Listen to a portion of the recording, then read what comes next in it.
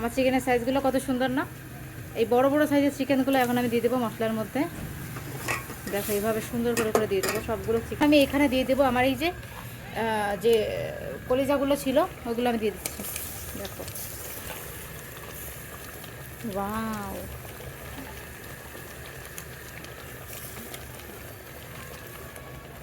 কেটে রাখা আলু। চিকেনের সময় যখন থেকে পাকিস্তানে আসছে তখন থেকে আমার রান্নাটা ওর পছন্দ। মানে ও অন্য কারোর মানে অভ্যাস হয়ে যায় না। 3টা বছর আমাদের এই বিবাহিত জীবন, 3 বছর থেকে আমার হাতে রান্না খাইতে খাইতে অভ্যাস। এখন অন্য কোনো রান্না ও যাই রান্না করুক যেই দিক মানে আমার রান্নার সাথে কম্পেয়ার করে। পাকিস্তানে চিকেনের দাম শুনলে আপনারা অবাক হয়ে যাবেন। দেখেন পাকিস্তানে এই যে চিকেন, পাকিস্তানের চিকেনের দাম শুনলে আপনারা অবাক হয়ে যাবেন। আচ্ছা, আমি পাকিস্তানে আমি যা যা করি আমি সব কিছু আপনাদের সামনে কন্টিনিউ শেয়ার করার চেষ্টা করি। আজকে বাজার থেকে আমি সবসময় বাজার থেকে লেগ পিসগুলো কিনি। পাকিস্তানে কিন্তু একটু একটু করে চিকেন কিনতে পারবেন আপনারা। যদি আপনারা মনে করেন যে 2 পিস নেবেন, 1 পিস নেবেন, এভাবে আপনারা নিতে পারেন, আপনাদের কোনো সমস্যা নেই। আর এই যে আমি সবসময় লেগ পিস পছন্দ করি, এই জন্য লেগ পিস নিয়ে আসছি আজকে 3টা লেগ। দেখো এই যে 3টা লেগ, 3টা লেগে নিয়ে আসছি আমি।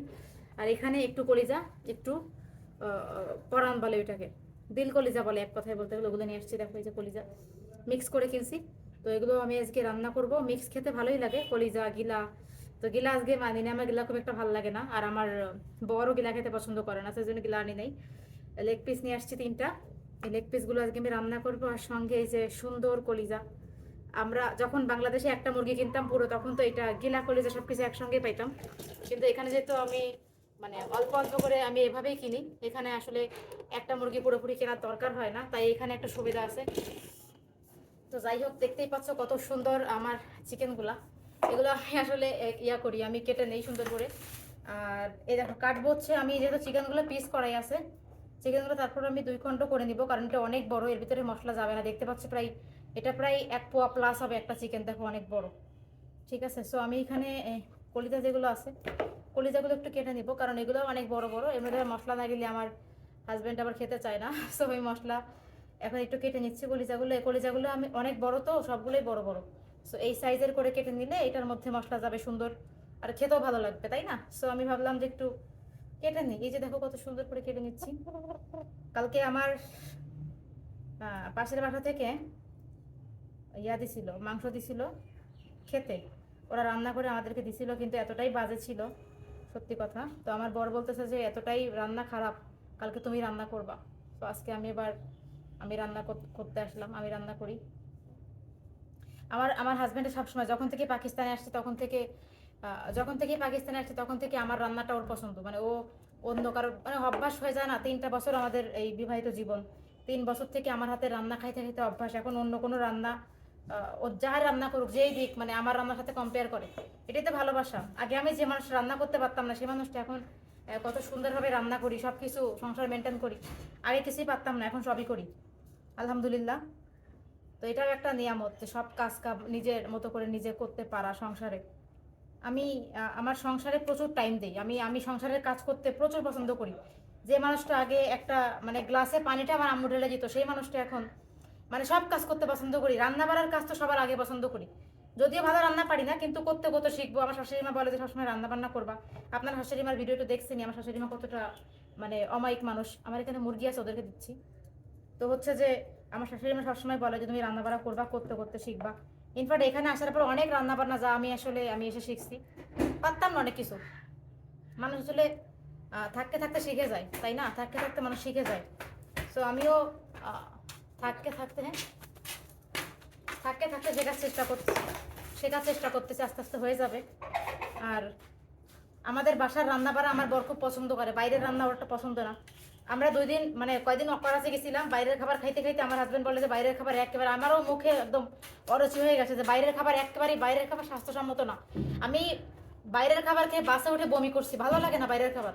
বাসার খাবারের যে টেস্ট মানে এটা আপনারা বুঝবেন না, অনেকে যারা বাসার খাবার খেতে পছন্দ করেন তারাই বুঝবেন যে বাসার খাবারের মতো টেস্ট দুনিয়ার কোনো খাবারে নাই। দুনিয়ার আপনি যেখানেই খাবার খান, কিন্তু বাসার মতো টেস্ট কোথাও হয় না, তাই না? তো বাসার খাবার সবসময় বেস্ট হয়। আমার পরিবারের সবাই বলতে কি, আমার হাজব্যান্ড বেসিক্যালি বাইরের খাবার একদমই পছন্দ করে না, একেবারেই না। আমি যদি বাইরে থেকে বিরিয়ানি অর্ডার করি দুপুরবেলায়, কিন্তু আমি খাবো, ও খাবে না। ও বলবে যে আমার জন্য কিছু একটা করে দাও, অ্যাটলিস্ট ডিম ভাজি করে দাও, আমি তাও খাই নেবো। কিন্তু খায় না বাইরের খাবার, খুবই কম। মানে ওক্তের সময় তো একেবারেই খাবে না, অন্যান্য সময় ধরো খাইলো বিকাল টিকাল টাইমে, কিন্তু ওই যে ওক্তের সময় বলতে সকালে দুপুরে রাত্রে যে ওক্তের টাইম, ওই সময় তো একদমই খাবে না। তো এসে ব্যাপার। যাই হোক গাইস, আমি কলিজাগুলো কেটে নিয়েছি সুন্দর করে। দুজন মানুষ খাই তো, ও আর আমি, হাজব্যান্ড আর আমি, তো আমাদের অসুবিধা নেই কোনো। আর এই যে এখন এটা আমি কাটবো, এটা কাটতে একটু অসুবিধা হবে। আমি বলছি, এটা আমি ওকে কাটতে মানা করছিলাম দোকান থেকে, কারণ দোকান থেকে কাটলে কেমন জানি একটু অন্যরকম হয়ে যায়। খাও, আমার মুরগিদেরকে দিচ্ছি। সো গাইস, আপনারা সবাই ভালো থাকেন, সুস্থ থাকেন। আর আমার ভিডিও কেমন লাগে অবশ্যই আপনারা কমেন্ট সেকশনে জানাতে কিন্তু একদমই ভুলবেন না, কারণ আপনারা যখন কমেন্ট সেকশনে জানান আমার ভিডিওর ভালো মন্দ মন্তব্য করেন, আমার ভীষণ ভালো লাগে। তো আজকে ভাবলাম যে আপনাদের সামনে ছোট্ট একটা ক্লিপ শেয়ার করে দেই, আপনাদের ভালো লাগবে দেখতে। চিকেনগুলো কাটা শেষ গাইস, দেখতে পাচ্ছ কত সুন্দর করে কেটে নিয়েছি আমি। আমার হাত একটু কেটে গেছে, হাত দিয়ে রক্ত বেরোচ্ছে, আমার হাতটাও কেটে গেছে এখান থেকে এতখানি কাটতে গিয়ে। ছুরি দিয়ে কাটা যায় না আসলে। এখন যাবে এটা ধুয়ে নিব, চিকেনগুলোকে সুন্দর করে ধুয়ে নিতে হবে।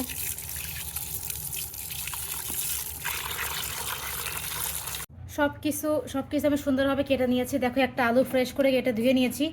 এখানে মাংসগুলো ধুয়ে নিয়েছি সুন্দর করে, দেখো একদম ফ্রেশ। এখানে এই যে পেঁয়াজ, মরিচ, তারপর হচ্ছে আদা, তারপরে এই যে রসুন, সব কিছু না আমি কেটে রাখছি, এটা ব্লেন্ডারে ব্লেন্ড করবো তাই। আর এখানে একটা টমেটো আমি দিয়ে দিব সুন্দরভাবে, তাতে মাংসটার টেস্টটা সুন্দর আসে। একটা টমেটো ধুয়ে নিয়েছি, এটাও আমি কেটে দিয়ে দেবো। রান্নার জন্য চলে এলাম, তেল গরম দিয়েছি। এখানে দেখতে পাচ্ছ এখানে মশলাগুলো সব কিছু একসাথে ব্লেন্ড করা, একটু পানি মিশিয়ে নিয়েছে। এটা ব্লেন্ড আমার বড় করে দিয়েছে ব্লেন্ডারে, এখন আমি এটা ঢেলে দিচ্ছি। মশলাটাকে সুন্দরভাবে কষিয়ে নিব। লবণ, হলুদ, মরিচের গুঁড়া, জিরা সব কিছু দিয়ে আমি মশলাটাকে সুন্দরভাবে কষিয়ে নিচ্ছি। এবার আমি সবসময় রান্নায় কাঁচা জিরা ইউজ করি। কাঁচা জিরা আমি কিছুটার ভেতরে দিয়ে দেবো।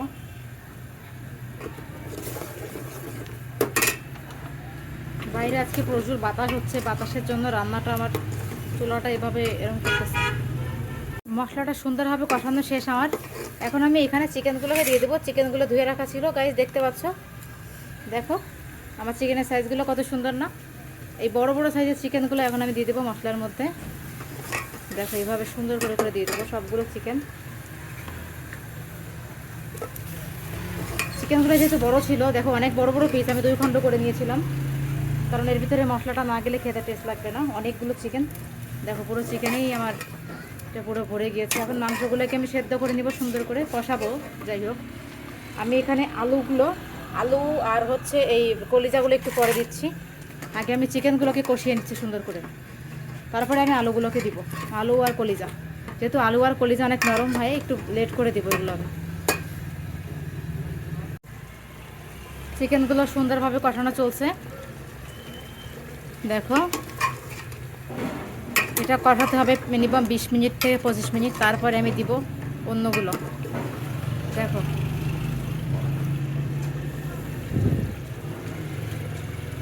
মাশাআল্লাহ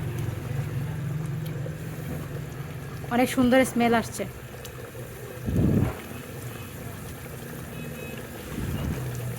ওয়াও,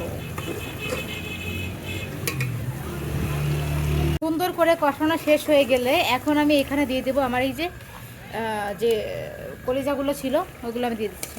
দেখো ওয়াও,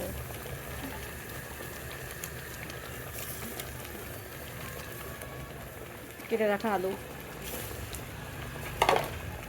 চিকেনের সঙ্গে আলু হবে না তা কি হয়, একটা আলু দিয়েছি, যদিও আমার বর পছন্দ করে আলু। আর কলিজা সঙ্গে চিকেন লেগ, বা অসাধারণ, সব কিছু মিলে কম্বিনেশন অসাধারণ।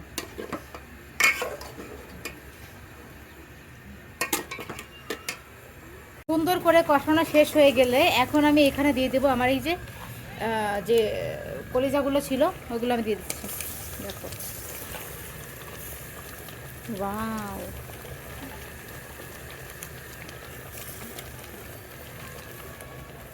কেটে রাখা আলু। চিকেনের সঙ্গে আলু হবে না তা কি হয়, একটা আলু দিয়েছি, যদিও আমার বর পছন্দ করে আলু। আর কলিজা সঙ্গে চিকেন লেগ, বা অসাধারণ, সব কিছু মিলে কম্বিনেশন অসাধারণ।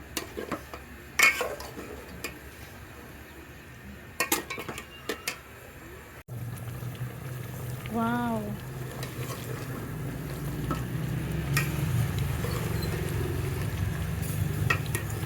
দেখো গাইস, ঘ্রাণ শুনেই বোঝা যাচ্ছে রান্নাটা কত টেস্টি হয়েছে।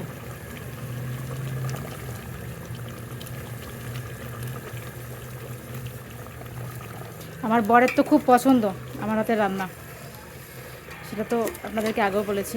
আসলে বাসার রান্না সবারই ভালো লাগে, সবাই নিজের বউয়ের রান্না খেতে খেতে অভ্যস্ত, সবার হাতেই নিজের বউয়ের রান্না টেস্ট লাগে, কারণ সব সময় সে আমার হাতের রান্নাই খায়। সো ডেফিনেটলি আমার হাতের রান্না তার বেশি পছন্দ হবে, এটাই স্বাভাবিক।